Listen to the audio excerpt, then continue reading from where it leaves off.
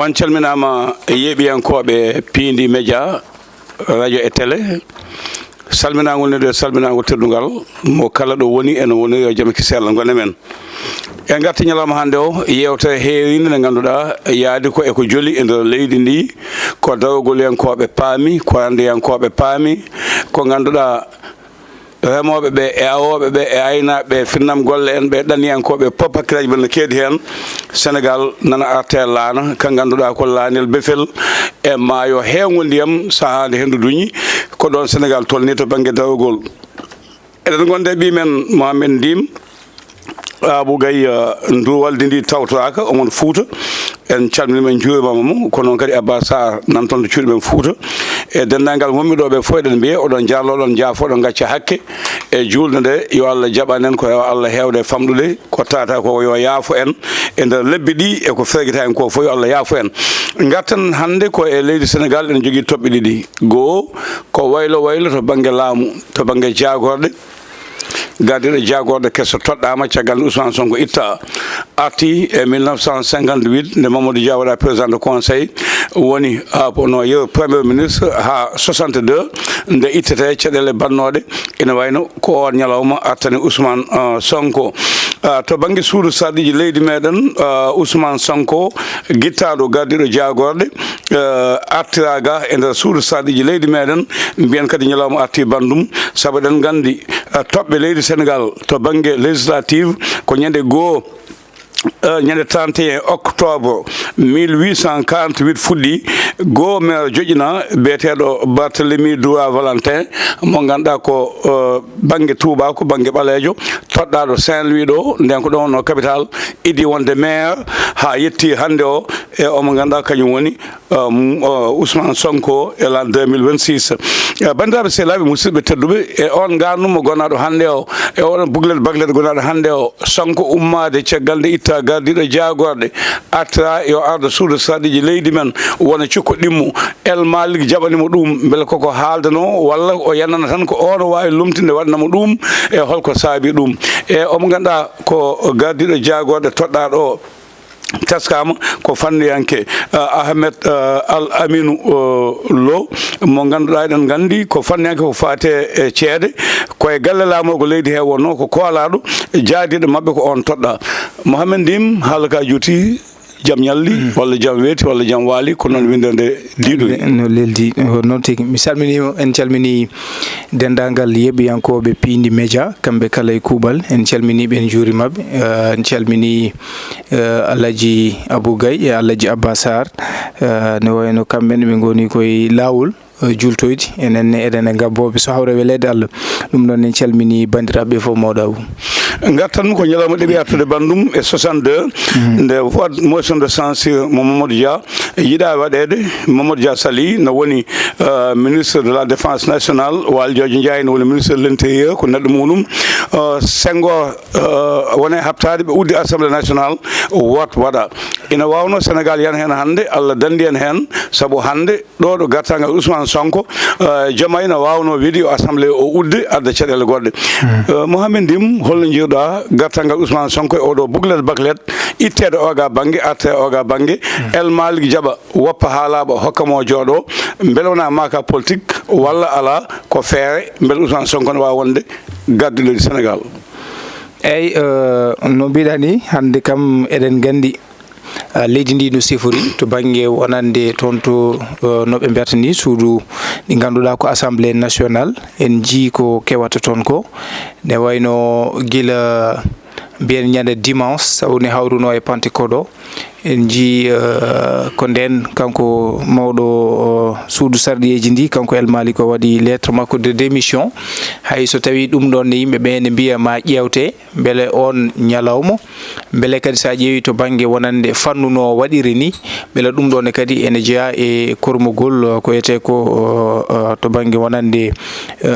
dosɗe leydi Sénégal e ko wayno foye wadde noon kam en jii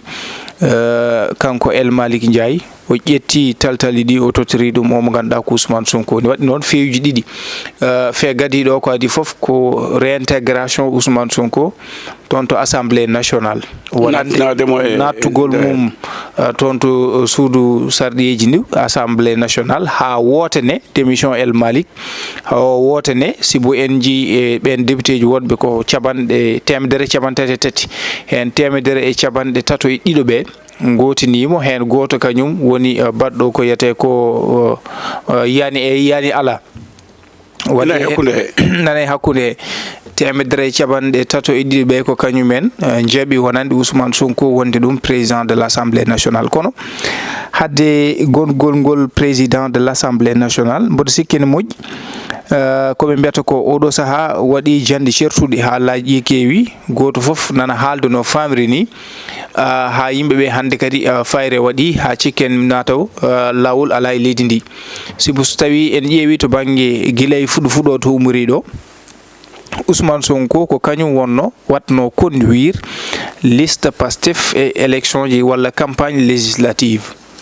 on saaha nde o yi wonande élection ji ɗiɗo législative ko kanko tan yahate liste makko e parti makko Pastef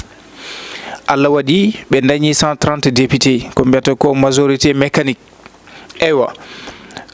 nden haala ka mboɗo sikki ko ɗon fuɗɗi sibo eɗen gandi nde o ari toon to assemblée nationale mbasen yejjidde kadi nden kanko Ousmane Sonko ko premier ministre du Sénégal wonno nde o ari à l'Assemblée nationale jandiyanke gonɗo toon to yeɓirde gendire leydi Sénégal journaliste RTS o namdimo holko woni gargol makko hande sababu gargol makko toon to Assemblée nationale ñande 2 lewru décembre 2024 o addimo ko gueɗe ɗiɗi kono ko gueɗel gotel ngel kam ha kalaten tawno ko ɗum ɓuuri wonde ɗum ɓuuri jojjude hande o saaha o yiɗi ko adi ko foof ko addude lettre makko de démission wonande waddemo lettre de démission 16 makko toon to Assemblée nationale donc en jii ɗum ko haade installation 15e législature o wadde o ƴettani écharpe o ƴettani pinche o waɗani haydara o waɗi lettre makko de démission o yalti Assemblée nationale o yeehi pléniére o kañum to banggue installation o kañum jokki en jii gardinoɗo séance o président Allah Kane nde wonno ɓe ƴeewi ko ɓurɗo wonde mawɗo to banggue duuɓi e ɓurɗo famɗude to banggue duuɓi ko kañumen gardoto on ñam wonande on plénié on installation kanko doyen Allah Kane o yi wonande Ousmane Sonko ɓe keeɓi lettre mum de suspension ko ɗo haala ka woni ko ɗewo caɗele ɗe goni so en ƴeewi kanko nde o ari nde ala foof ɗo nanɗen ala foof ɗo jiiɗen kam kanko Ousmane Sonko o waɗi démissionné to banggue wonande wondemo premier ministre du Sénégal kono omo wonno e doggol ngol omo wonno e liste o liste député ji ɗi ko député ɗum waɗi ɗum woni suppléant makko ƴetti chaise makko woni Alpha won eyyi ko namnata tan eyyi on woni Alpha won eywa o ari ɗonne kadi woni ko yimɓe kalata oɗo article 54 wonande article 54 ene riwti an mo ganduɗa ka joguiɗo to banggue wonande gonɗa ka membre du gouvernement aɗa jogui mandat ma to banggue wonande député donc so tawi ka député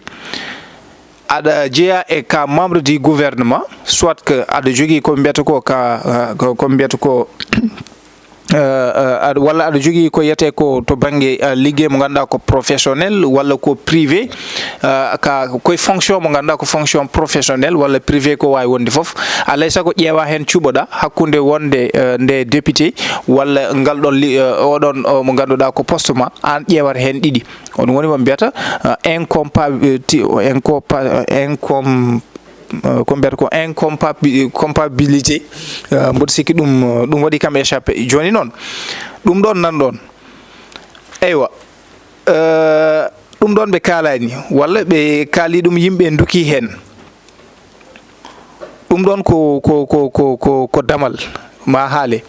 eɗen gandi wadde o noyete o hormima ngal ɗon kuulal sibo o ruttima toon to assemblée o toon to primature o jokki wonde premier ministre du Sénégal wadde ko mbiyata ko hormima ngal ɗon kuulal woni article 54 de la constitution joni noon wonko article 123 o haali wonande so tawi ka membre du gouvernement aɗa jogui 16 mois député aɗa jogui balɗe 6 beele cuɓoɗa wadde mbaɗa démissionné wodde hen 16 mo cuuɓiɗa so ɗum alani ɓe mbima ɗon ɓe mbaɗima déclaré ka démissionnaire d'office kono hade men yaade toon sen ƴeewi ni to bange hay to bange suspension wonande suspension du mandat o ɗon ɗo gonɗa membre du gouvernement tawi aka député gonnoɗa aɗa wawi yaade mbaɗoya servir so tawi a yeehi ha ummimo e gouvernement o on saaha so tawi a welama garta toon to assemblée nationale jokka ƴettira siège ma ko yete ko wonde en tant que an ka ɗum ɗo ka titulaire ƴettira siège ma joni noon on loi o waɗa voté ko ñande nogas e jeeɗiɗi lewru juin 2025 te installation o mo ganduɗa ko 15e législature o waɗi ko ñande ɗiɗi lewru décembre 2024 ko ɗo ɗon caɗele ɗe goni joni noon en jii kewkew o waɗi kanko Ousmane Sonko o ari toon to assemblée nationale o ari law mata o ɗanaki ni kanko mo jeeya koye addiɓe arde o ari to assemblée nationale o waɗi intégré ɓe votinimo o wonti président de l'assemblée nationale no mbiɗa ni El Malick tottitimo gueɗe ɗe tottimo taltalli ɗi joni noon ko alay sago wadde beele yontani ɓen ɓe ganduɗa ko dosɗe leydi men conseil constitutionnel ɓe mbiyeten ko kañumen goni dernier rempart kamɓene ɓe mbaɗa hen prononcé ɓe kaala ɓe totta avis mabɓe noon ko président de la république ko kañum namdotoɓe avis beele ɗum ɗo e ɗum waɗi eɓe sabi président de la république kadi kañumne ko neɗɗo mo ganduɗa ko kañum waati yi wonande ma aynu kala ko fatuno ko ganduɗa ɗum ɗo ko ɗum gueɗe leydi ndi kala ko ganduɗa ko ɗum hurum leydi ndi beele ɓesguji leydi Sénégal foof ɓe mbawa hormade kala ko fatuno e dosɗe leydi Sénégal mo namdoɓe avis noon kamɓene wonata ko acte ɓe beele kanko Ousmane Sonko intégration makko ni ko hunde fonde wonde walla ala ha ni wonde mo président de l'assemblée nationale mboɗo sikki ɗum ɗon e conseil constitutionnel ko kañum foti ƴettude hen décision kono noon sa ƴeewi to banggue kam sarɗiyankoɓe yaruɓe to banggue lawol ko ɓuuri ko hewde kam nangui ko Ousmane Sonko o wona député ha ko wona président de l'assemblée nationale min hooram ko ɗum nangumi mawɗo Abou o wonan walla natti wonde sa namnima bama Abou Gaye omona dane ma omon jakka toon fatata ñande fof ko ɗum lugiteno kono Sonko so wiyama neɗɗo o arti assemblée nationale ɓe kadi mbi o meeɗa wonde député heddi ko wonino o yalti walla holno nattirta ɗo ko kan haala woni ɗon kono kam mo wonani député ala e liste cikkum wawa wonde président assemblée nationale e min kam ɗon artata ɗon ko sarɗiyankoɓe kono noon kam gueɗel gotel ko hunde ganduɗa Sénégal na foni pawi hen guite mumen kala bawɗo walla belaɗo fof ne wawi yaade ƴeewoya to banggue suspension des mandats to banggue oɗo mo ganduɗa ko loi organique mbaɗaɗo voté ñande nogas e jeeɗiɗi lewru juin 2025 eɗen gandi ɗum tawani ɗon kanko Ousmane Sonko eɓe miijotono ɗum kono waɗaka suspension des mandats e on loi organique ɓe miiji ɗon ko so tawi an ka membre du gouvernement so tawi a yeehi a natti e gouvernement walla a joguima profession goɗɗo sa welama a arti gollal gongal ngal wona suudu sarɗiji gartoya mbaɗa servir woni le cas mo ganduɗa ko Amadou Ba baɗanoɗo ministre de la culture on hande o artaɗa l'assemblée nationale parce que on loi nde o woterto on loi organique nde o ari à l'assemblée nationale o tawi ɗon Amadou Ba kono ɗum tawan ɗon Ousmane Sonko ɗon ne kadi ko ɗum gueɗel joni noon beele ɗum ɗo foof kamɓe mbaɗa ɗum bofoué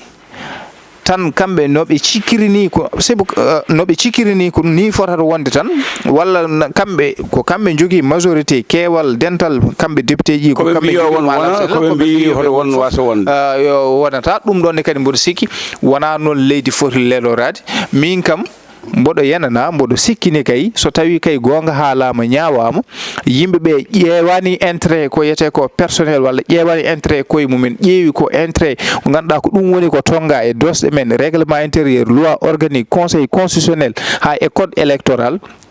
Ousmane Sonko ala ko yete ko coppal rutade toon de assemblée nationale saka wonde président de l'assemblée nationale mawɗo Abou a jarama en jetti mawɗo Idrissa Ali Ba mo ganduɗa ko fannanke ko fate gaynaka ko fate negol jawdi mawɗo Idrissa Ali Ba e mawɗo Amadou Ali Wane en juurimamaɓe en teddiniɓe yewtere nde ɗoɓe goni kala yo jaam e kiisa Allah gona meɗen baba garten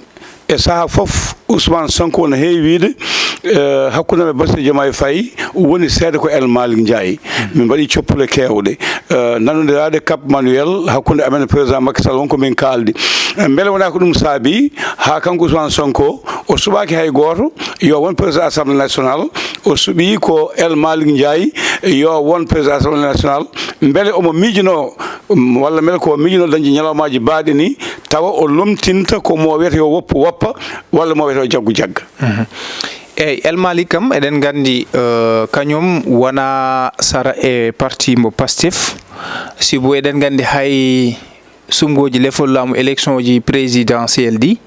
omo jeeyanomo ɓe miijuno kañum ne yo yaƴƴotoya liste kanko El Malick. Birame Souleye Diop wona hen sara Birame Souleye Diop wona hen sara kono El Malick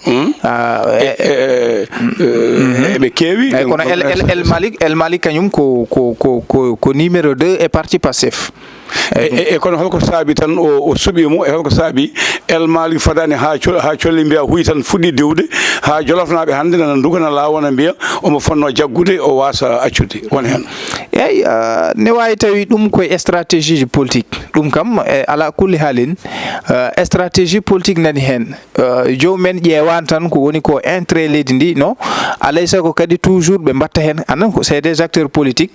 alay sago jomum mbattor hen politique wawde miijade janggo ko aroyde ko mbiɗa ko beele kanko Ousmane Sonko o miijonoki janggo e jaam ma jaam fo ar hakkunde makko e mo ganduɗa ko kanko woni Ousmane Bassirou Diomaye Faye o waɗa ɗon neɗɗo mo ganduɗa ko mo hooli no mbiɗa ni so yi nang so yi ɗum acca kono ko gonga El Malick ko neɗɗo mo hooli ko neɗɗo mo ganduɗa ko jaɓanɗomo ko neɗɗo kadi hannde e nder sa ƴeewi parti Pastef sa ƴeewi organisation mabɓe aɗa wawi wiide El Malick ko deuxiéme personnalité e nder lande Pastef kono noon ɗum fof e waade noon beele hayso tawi kanko o waɗi devancé wonande ɓesguji leydi Sénégal fof to kanko o yiyande to banggue miijade to banggue janggo politique ko jogori ko arde enjeu ji garoji hen ɗi beele o miijunoma kadi oɗo taari yirullo wonande to banggue dosɗe règlement intérieur code électoral loi organique mo assemblée nationale janggo e jaam ko ɗum ɗo jimmi wadde kono ɗum ɗo beele ma hokkam wonde légitime tawi ɗum ɗo somi yaɓɓi mboɗo yawi ɓennude mboɗo mami waw ɓennude ɗum ɗonne kadi mboɗo sikki ko ɗum caɗele woni ko heptiɓe ɗo ha hande eɓene nangti e article 24 beele maɓe dañ koɓe jiiɗi ko walla ala hande eɗen mbawi o saaha ko président de l'Assemblée nationale kono holko conseil constitutionnel jogori addude to banggue wonande yiyande mum e beele omo jogori jokkude wonde président assemblée mo leydi Sénégal walla ala kono fof e waade noon a tawat wadde gongol El Malick Ndiaye président de l'Assemblée nationale ko hunde yewtine noon sibu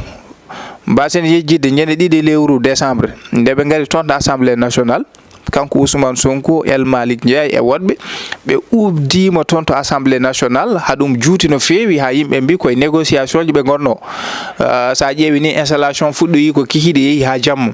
wadde ɗen mbawide koko mbiɗa ko ɗum woni ko rufiɗo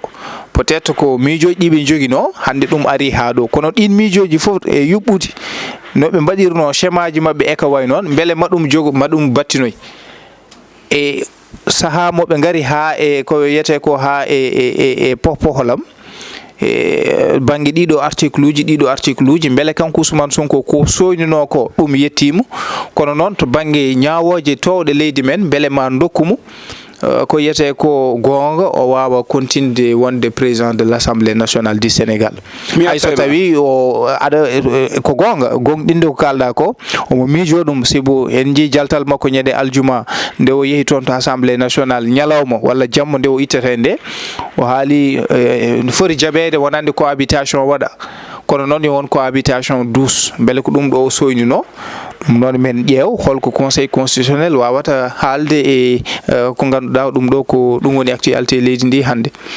Ali Fall jarama kanko ɗo wi golle ɗe acci yaadu makko to banggue nde fonno yaade jultoyde kono mamo ya Sall Dieng ɓe jetti Djiby jultoyi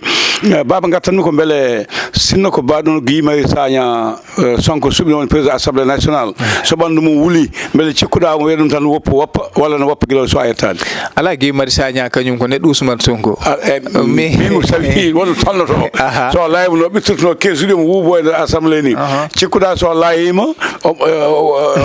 omo waɗano no El Malick ummade gila neɗɗo suwa joɗade. Eyyi aɗa gandi kam laamu sa ƴeewi to banggue ɗiɗo feewiji heewani hono El Malick Ndiaye heewani sibo heewi ɗo neɗɗo walli lamɗo balla mo ganduɗa oɗo ko almudo ma wonno ko sak ma nangatno ko an ɗoyi ɗum to banggue politique ko an jangguini ɗum foof ha yettol tolno totta ɗum ha jooɗo on saha woni yoɓe ko ɗum woni hakkude makko e Bassirou Diomaye en jiiɗo heewi ɗo ɗum waɗi hakkude ene heewi san ƴeewi to banggue Mauritanie en mbawi hokkuɗon yeeru hakkude Mohamed Ould Ghazouani e omo ganduɗa ko Abdoul Aziz sa ƴeewi ko ene heewi san ƴeewi to banggue tarikaji politique e ko way noon ene huula hande hakkude omo ganduɗa ko lamɗo kesso mo ganduɗa ko kañum lomti Patrice Talon omo ganduɗa ko yimɓene to Benin yimɓene miijo beele wona ɗo ɓe ndewi ɗo kamɓene ko ɗon ɓe jogori rewde sibu guile on waɗinimo campagne toɗɗimo e nder yimɓe mum parti mum foof suɓimo yimo ko an yahanta en nde o gagni haade makko waɗede installé won haala ka o haali ɗum ɗon ne kadi hunni yimɓe ɓe seeɗa kono fof e wan noon yimɓe fof ene gandi laamu ko ɗum hunde nde ganduɗa ne heewi ndereru so tawi a yeehi ha tawno laamu ne weeli en kaali joni ko guilay koreji ma guilay yiɗɓe ma guilay ko kañumen naggata ha tiiɗe mbima laamu yaltata gallol alay saago nagga ɗum banno El Malick Ndiaye weeɓani ko gonga kono noon kadi beele ko foti no assemblée nationale politicien kadi ne foti yaade ha toon wawde kadi vraiment hoynude dosɗe e kuule leydi Sénégal ɗum ɗon kam wona hunde so Allah nde pour min hunde fonde wonde mawɗa hu a jarama Mohamed Ndima en certani e nden ragande gonnen dow muɗum joni en gartat taɓoɗen oga banggue ummade Mamadou Dia 58 président du conseil ha 1960 nde caɗele mbaɗi jokki ha yettiɗo yettiɗo omo ganduɗa ko kañum tuɓa hande hono Ahmed Aminou Lo gardiɗo jaagoɗo hande o hollitama ko fannuyanke to banggue haalis o janggui kadi kono militaire par ce que ko produit prytanné militaire omo jogui needi to banggue wonde koninke o janggui o dañi marsuji kewɗi to banggue faggudu o gollima e BCAO o gollima e centre kaldanaɗo ko fate ngaalu o ligguima liggueji mawɗe ko fate haalisa yimɓe heeɓe cikkanno ko kaldigal ngal mbaɗon Amadou Ba ganduɗo finance mbaɗon Abdoulaye Daouda Diallo ganduɗo finance walla Cheikh Diba ko kañum jogori ha joni waɗede ɗon gam itta caɗele hakkude men e FMI e ko nandi hen kono oɗo gaddaɗo hol jikke joguiɗa e makko holno cikkuɗa omo jogori ɓamtude leydi ndi so omo jogori ɓamtude ndi yo Allah hokko ɓamtande eyyi Al Amin Lo ko gonga o waɗi ko yiyete ko parcours makko surtout to banggue finance somi jumani 2016 ha 2021 o woni no conseiller du gouverneur to banggue wonande banque centrale walla mbiyen mbo CEDEAO banque BCAO eɗen gandi o woni no kadi directeur national mbo BCAO o woni neɗɗo mo ganduɗa ko kañum o woni jewtittunoɗo to banggue planification je ko way noon hakkude ko wayno FMI ha e banque aji goɗɗi ɗi e leydi Sénégal omo jeeya kadi mo ganduɗa ko joguinoɗo darde no fewi ko fatuno e plan Sénégal émergent mo Macky Sall ko noon kadi to banggue wonande gaz et pétrole bo leydi Sénégal woni neɗɗo mo ganduɗa ko bannoɗo hen meele no fewi duuɓi capanɗe joyyi Pastef kamɓene plan mabɓe mbaɗono Sénégal émergent agenda Sénégal 50 kanko ɗo wanno ɗum en jii en 2024 nde ɓe gari oɗo 4e alternance o woni secrétaire général to secrétaire général d'état eywa nde ɓe mbaɗi remaniement o wonti kadi mo ganduɗa ko ministre d'état tawi ko kanko waɗi chargé kala ko fatuno e on agenda Sénégal 2050 o neɗɗo mo ganduɗa ko kayi waɗata coordonné to banggue hakkude interministériel hakkude laamu ngu ko mbiyata ko administration o e ko way noon beele wawde ha joni toppitade oɗo agenda 2050 ko neɗɗo mo ganduɗa vraiment ko ganduɗo to banggue ngaalu leydi e ko way noon ne yarata kono noon min faari no joguimi hen tan ko eɗen gandi kanko Mamadou Al Amin Lo ko gonga ko kanko wonduno e Macky Sall omo jeeya e waɗatnoɓe piloté oɗo plan Sénégal émergent ko kanko waɗatno défendre ni plan Sénégal émergent hakkude mum e FMI banque mondiale e ɓen ɓe ganduɗa ko multinational en hollidde stabilité leydi Sénégal jogui to banggue faggudu to banggue justice e ko way non kanko waɗatno défendre leydi Sénégal beele wawa hebde ko yete ko confiance e ɓen ɓe ganduɗa ko FMI e ko way non beele mbawa wadde investir e ko way non kono en 2024 nde nguɗo laamu ari conférence de presse e lewru septembre ndu ganduɗa ko ɗum saabi ha joni caɗele ɗe gonɗen nde eɗen gandi wonno ko kanko Ousmane Sonko premier ministre e omo ganduɗa ko Abdourahmane Sarr e Cheikh Diba nden kañum tawaka ene woni doolaji dentuɗi ene woni jewte hakkude mumen e FMI e ko way noon no woni e jillu kanko Cheikh Diba nden woni nde Ousmane Sonko yiyata dette caché ne woodi kanko no heeɓi haalde wonande ne wayno tan so tawi ɓe ƴettat yeeru leydi Sénégal ko jogui ko e ñamande aɗa wawi yiide ɓiɗɗo kecco foof jibinaɗo e Sénégal aɗa jogui ñamande ujunnaje nogas année ɗe ganduɗa ɗum ɗo nana e dande ma leydi Sénégal koko rewa ɗum so tawi ɓe en mbaɗi ratio o woni ka poɗɗo yobde hay sa ñamani ka hay sa ñamani ɗum ɗo ko ñamande ganduɗa laamu Macky Sall acci ɗum ɗo henna te jamma e ñalaamu yimɓe fof ne gandi darde nde o darino nde laamu Macky Sall joguino laamu leydi Sénégal donc oɗon kadi manque de cohérence saabi yimɓe men ne jogui hen kulol kono foy wan noon eɗen gandi gargol makko ko gonga ɓe itti Ousmane Sonko wadde gargol makko wadde ajusté ko ɓe mbiyata ko foti wonde ko gouvernement d'attaque caɗele ɗe gonɗen surtout to banggue caɗele faggude ko way noon hanki ko fuɗɗima haalde hen yiide wonande en jii caɗele ɗe ganduɗa ko baɗɗe ɗe hakkude guerre dowlaji dentuɗi Amérique kam e ɓen ɓe ganduɗa ko Iran kam e Israël e ko way noon caɗele hydrocarbure pétrole ko way noon fitinaji ɗi e ko way noon addi caɗele teppol ngol ganduɗa hande ko ɗum addini caɗele inflation e ko way noon crise économique gonaɗo kono eɗen cikki mo won neɗɗo mo ganduɗa ko bawɗo haaldude e ko wayno FMI bawɗo haaldude banque mondial beele leydi Sénégal wawa hebde ko ganduɗa ɗum ɗo ko ɗum ngaalu beele wawa ha joni wadde investir wawa kadi gollade ko way noon so tawi a ƴeewi ko yaltata ko to banggue ɗo tan e leydi Sénégal ko mbiyata ko ressource endogène ɗum wawa wadde koɓe mbiyata ko investissement wawa wadde ko yete wadde développé leydi Sénégal ɗum ɗon sa ƴeewi wawata wadde tan ko mbiyata ko banggue fonctionnement de l'état wawde yobde e ko way noon yobde ñamale en yobde ɓen ɓe ganduɗa ko kañumen goni e administration e ko way noon wadde alay saago mbawen neɗɗo mo ganduɗa ko bawɗo wawde haaldude FMI bawɗo haaldude e ɓen ɓe ganduɗa ko investisseur en beele mbawa arde gadda ngaaluji mumen beele leydi Sénégal mbawen quand même hay so tawi en mbawa yettade ɗo leydi ndi yaratno ɗo tawi kam mbawen ummade e oɗo étape mo gonɗen sibo hande enen fof eɗen gandi caɗele ɗe gonɗen ɗe wurti ɗum ɗon e kadi ene jeeya hen la personne de Ousmane Sonko gouvernement mum wadde kanko gouvernement makko foti wonde ko gouvernement d'attaque caɗele ɗe ganduɗa ko ɗum woni yimɓe guranno yimɓe ittaɓe ɗo sibo kanko omo jogui lourde responsabilité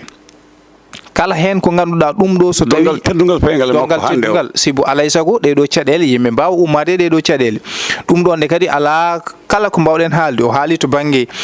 jubol jubbanti o haali to banggue wonande koɓe mbiyata ko reddition des comptes ɗum ɗon ne kadi mboɗo sikki beele o jogorani hulɓinde yimɓeɓe jimol ɓoygol yimede ngol gambe mum tabitade ɗinguel reddition des comptes au final wontata ko règlement de compte mboɗo sikki hande oɗo saaha caɗele ɗen ɗe yimɓe guurata kadi ko ɗum psychose aji ɗi ganduɗa ha joni yimɓe ene guura ɗum beele ɗum ɗon hande c'est le moment ko gonga mboɗo jaaɓi noon kala mo ganduɗa ka dirtinɗo ngaalu leydi walla ka ƴettude ka fota ƴettude aɗa foti notade lawol kono hande oɗo saaha ko ɓuuri ko jojjude mboɗo sikki ko wadde feere ha ƴeewen ko ganduɗa ɗum ɗo ko wawɗo wadde facilité yewtidde FMI banque mondial woɗɓe investisseur en gara mbaɗa investir e leydi ndi kono ɓe pooɗoya kala ɓiɗo leydi Sénégal mo ganduɗa oɗo ka noyo mo ganduɗa aɗa jogani gartam leydi ndi banno Karim Wade yimɓe fof ene gandi hakkude mum e les Qatariens ɓe ganduɗa ko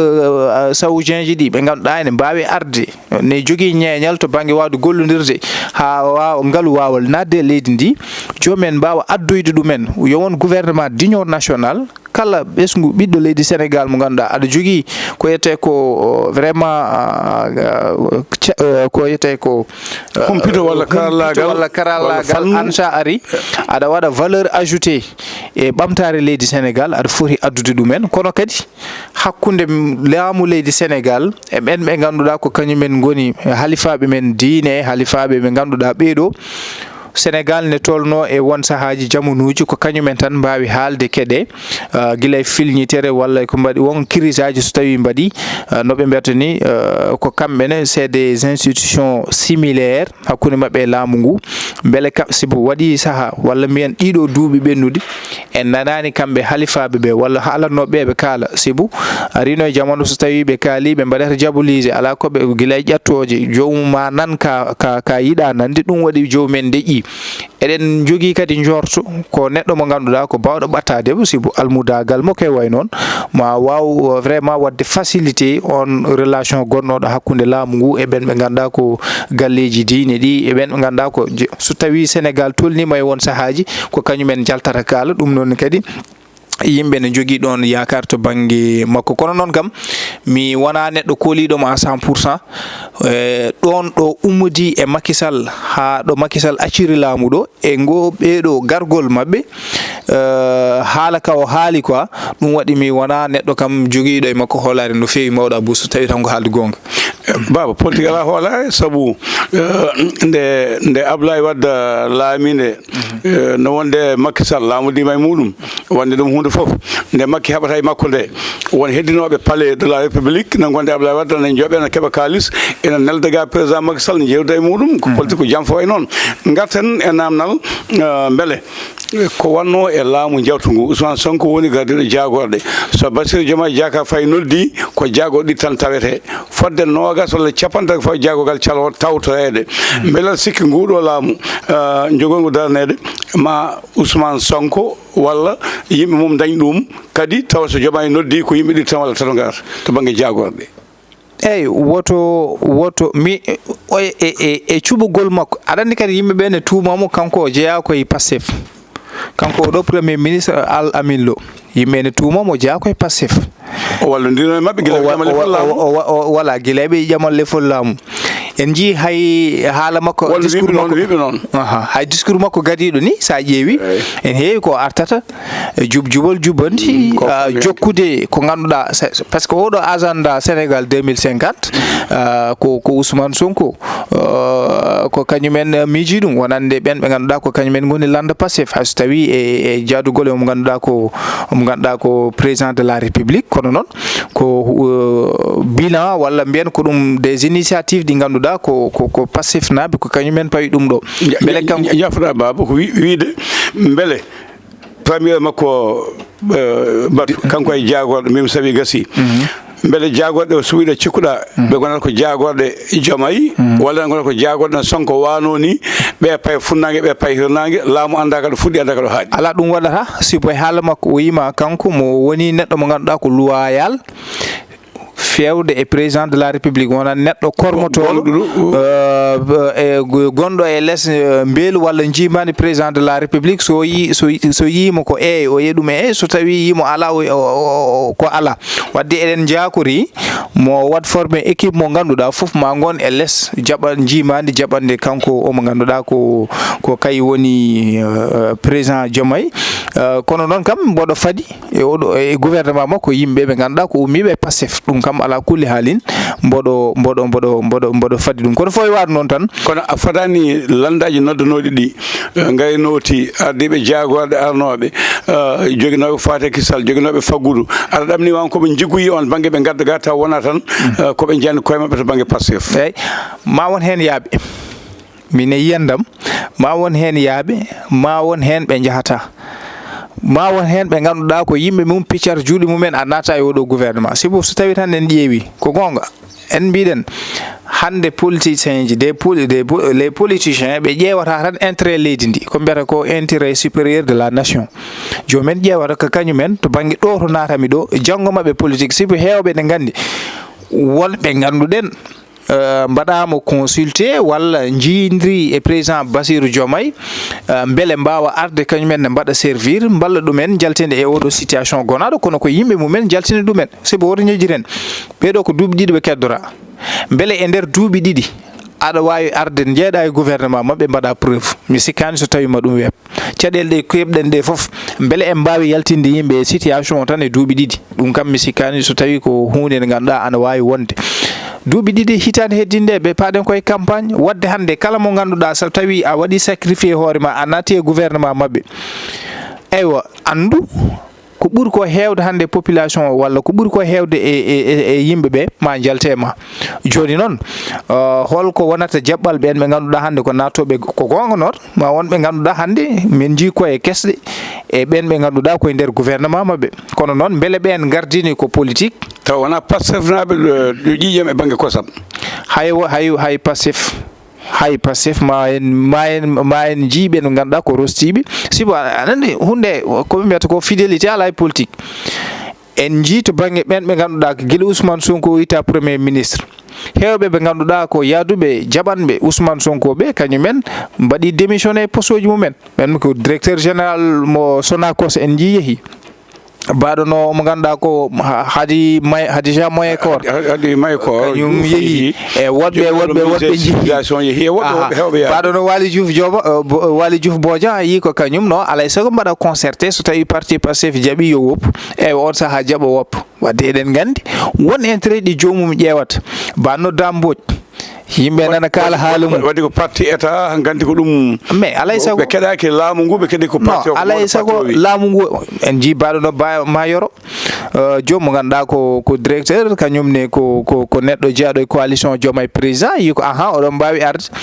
continue golle moon kono noon on yadat e needi kam e deej ɗon noon o memata noon ko Waly Diouf Bodian en waɓe no Dame Mbodj en e ko way noon eɗen gandi politique ko intérêt woni hen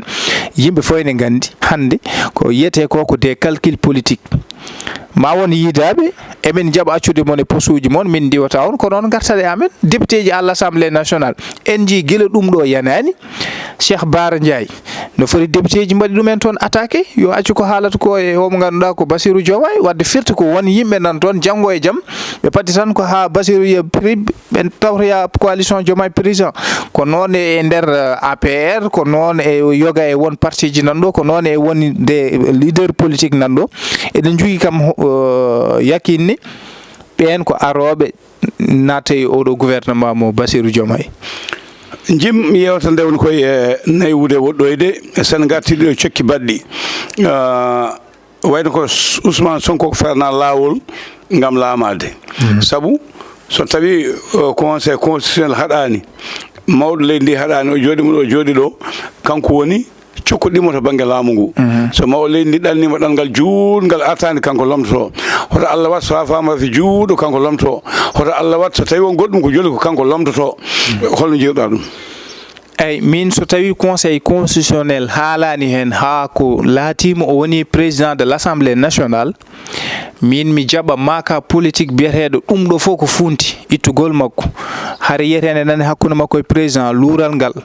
ha ittugol makko premier ministre addugol Al Amin Lo neɗɗo mo ganduɗa ko cirlodiɗo Ousmane Sonko sibo ɓe majjodirani ha conseil constitutionnel président de la république acci o woni président de l'Assemblée nationale min mboɗo wawi gonɗinde wadde ɗum ɗo fof ko funti mo ganduɗa ɓene punti ɗum ɓesguji leydi Sénégal woto jejjiten ko kanko Bassirou Diomaye yino nde o yeehi toon to Diamniadio to haalata to banggue les marges de manœuvre financière nde wayno to banggue leydi ndi caɗele ka way noon wonko haala ka o haalno hakkude makko Ousmane Sonko yiide wonande hande o saaha darde makko ko gollade beele Ousmane Sonko arta ƴetta laamu ngu woto jejjire no haalino to banggue wonande yimɓe ne mbiya min mi yi Ousmane Sonko hoto wat lorñe fauteuil mo jimbimi ko ya ƴeew wata niwna tan ƴeew ha moƴƴa ƴeew fauteuil président o donc so tawi ɗum ɗo fof waɗi en jii oɗo loi L29 L30 en jii waɗi ha heɓe nana tuma ɗon holko saabi ni ɓen ɓe ganduɗa ko kañumen goni groupe parlementaire takko wallu mbaɗani ko yiyete ko recours mumen toon to conseil constitutionnel hay so tawi ɗon ne kamɓene ɓe mbaɗi stratégie politique yiide wonande ewa so tawi ɗum ɗon ɓenni ko so tawi janggo e jaam ko musata koye président Bassirou Diomaye fo e wadde noon o watti renvoyé une seconde lecture to banggue droit ɓe mbi ko président holli ko waɗi acte républicain kala ko foti wadde waɗi ewa joni so tawi kanko Bassirou Diomaye o acci ɗum ɗo ɗum ɓenni yoɓe gandu jam ko gonga kanko président de la république omo jogui des mécanismes ɗi ganduɗa ko hay koɓe mbiyata ko to banggue Ousmane Sonko ne wawi kala premier makko ministre Barno Al Amin Lo ne wawi waɗede motion de censure ne wawi ittede kono kamɓene koɓe kedra ko to banggue ɓe daña duuɓi ɗiɗi assemblée nationale président ne wawi ittude waɗa dissoudre assemblée nationale kono fo e wadde noon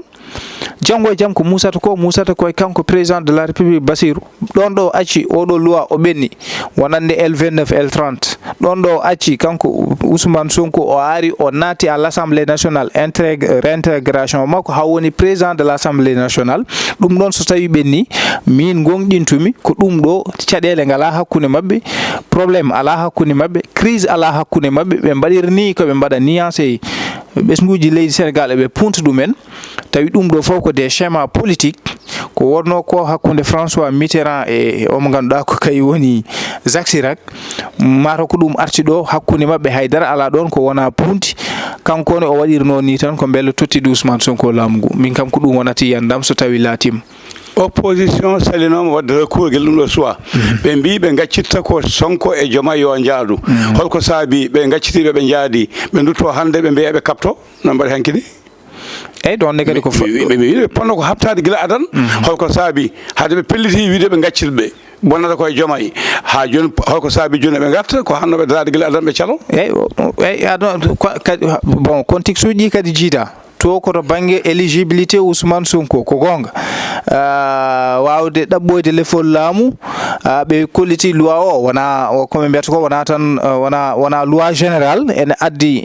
sa ƴeewi ko personnel ko waɗi visé tan ko Ousmane Sonko jafuɗami iɗa tajjema ɓe mbino koɓe gaccitama e Diomaye joni accitama e Diomaye so ko constitutionnel ñawani Diomaye haalani hen hay batte so welama fine janggo démission hokko Ousmane Sonko so wela waɗ goɗɗum Diomaye ne waɗi ko wawi sibo loi o nde o ari o waɗi utilisé article 72 73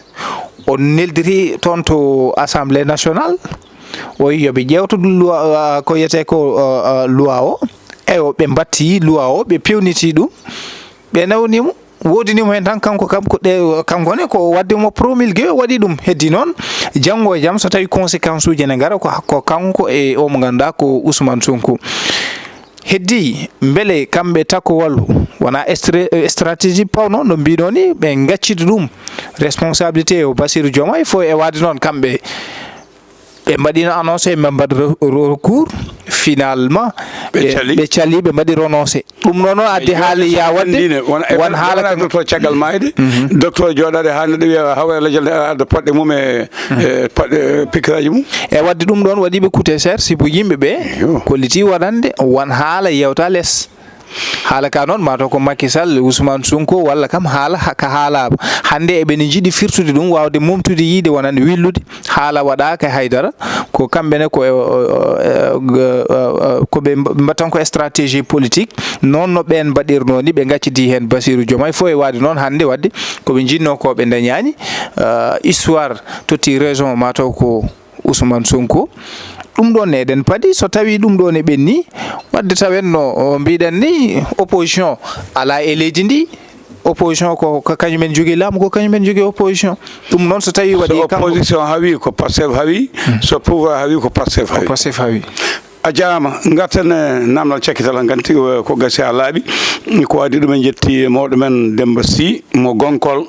mawɗo men Demba Hamel Sy gardiɗo agence men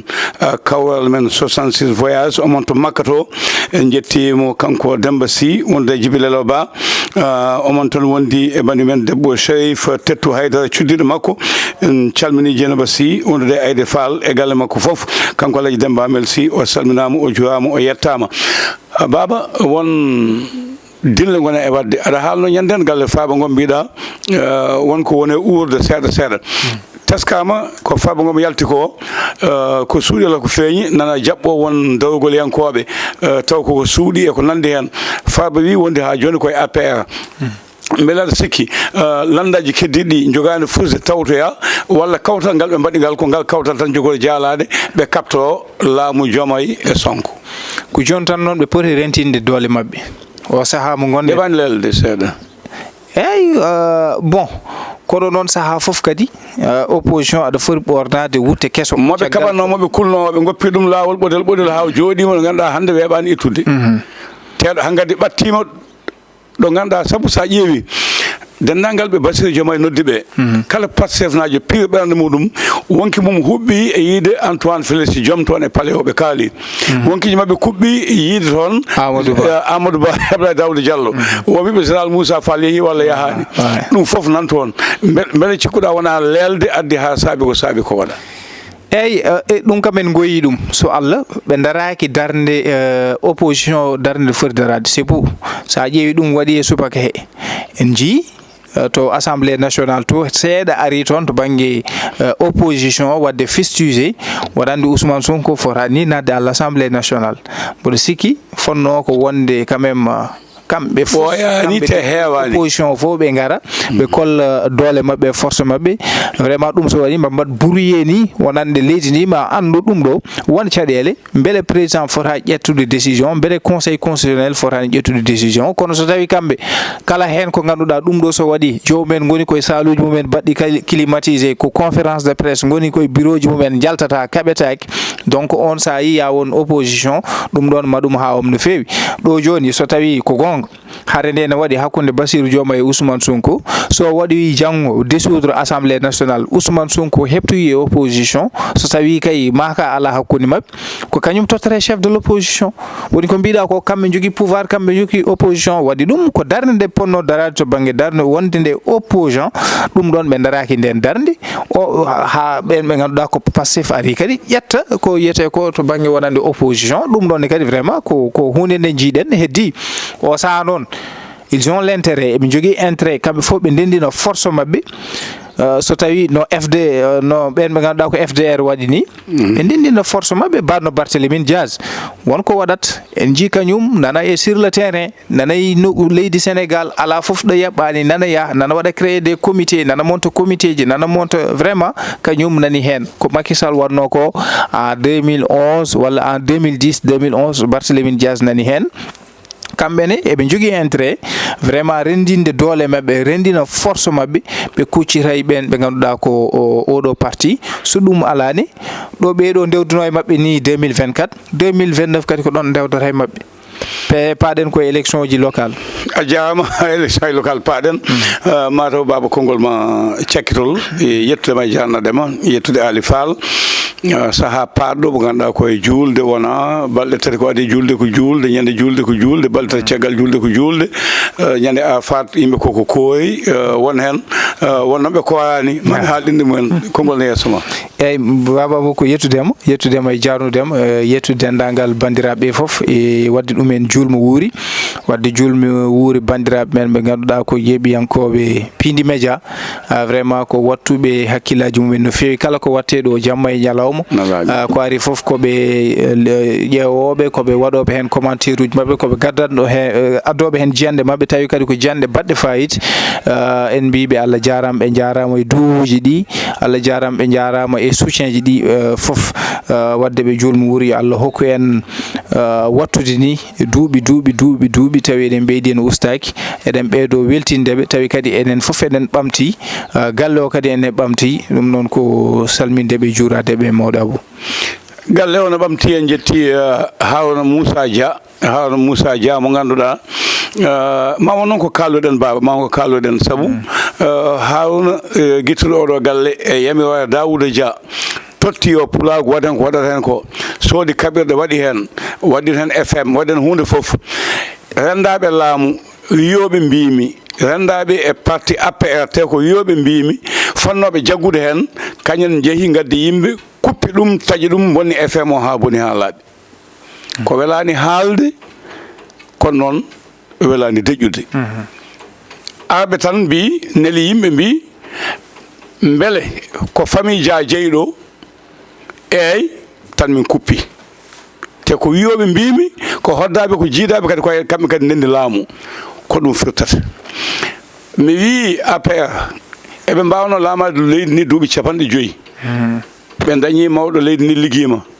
ɓe dañi belemaji ɓe dañi hunde foof kono yaade ha ɓooya hareji hakkude mabɓe no mbimami hono ɗum ɗo ko waɗa ɗo e jawdi ko hande boni ay antenne o boni ko heewi boni nan ɗo bonni ɗum ko neɗɗo jeeyaɗo e leñol ngol jeeyaɗo e landa APR moɓe gondita banggue politique ari neli neɗɗo mo neli o mboɗo andi inde mum mboɗo andi yettode mum wi ko sababude politique kalde e makko tan ma o artira noon biɗo woppu Abou Diop kaari e kaari mi sodanma galle mi waɗanma radio mi waɗanma télé mi waɗa ha sabba naggam o mi wona haccitine e dawne ɗen gueɗe ko ɗum nafi leñol ngol hande laamu yani ko ɗum nafi leñol ngol joman noon ko miijade janggo o hande ko caktirɗe peetoɓe hande ko journaliste en piiɓe hande ko radio ji goɗɗi piiɓe ɓeeɗo haade mumen arde ƴeewi ko yimɓe mumen gembir ɗumen cafrir ɗumen dokkir ɗumen otoji dokkir ɗumen galleji dokkir ɗumen pop hande nana daari ene kaɓano ɗumen hay so e gonga so gona e gonga goto fof ne jogui jabantoɗo ɗum kamɓe ɓe leliɓe ɗani ɓe cali wallude radio ji gonɗi ɗo ɗi ɓe cali wallude radio ji fulɓe ɓe kuuli ala komin kaldani e mabɓe jeeya ha janggo jeeya ha ɓaawo janggo ha ko ari ko ari te mawɗo Abou so tawi ɓe piyama toon ɓe dutto gam arde ɗo ɓe ɓe mbiyata e jaabuɗe balle min tawa on udditani caktirɗe on pii joguinoɓe caktirɗe on gubbi caktirɗe joguino ɗon holɗum jogo faade en jii hande o koɓe mbiyata hande bonande ko ƴattoje ɗaɗe jaltinteɗo kuddeɗe jaltinteɗo ko yimɓe hebliɓe guila hanki gandi nafoore ñiɓɓe jomumen keble ɗumen ha yettiɗo en jetti Daouda Dia en jetti Hawna Dia wone mabɓe ɗon bonnama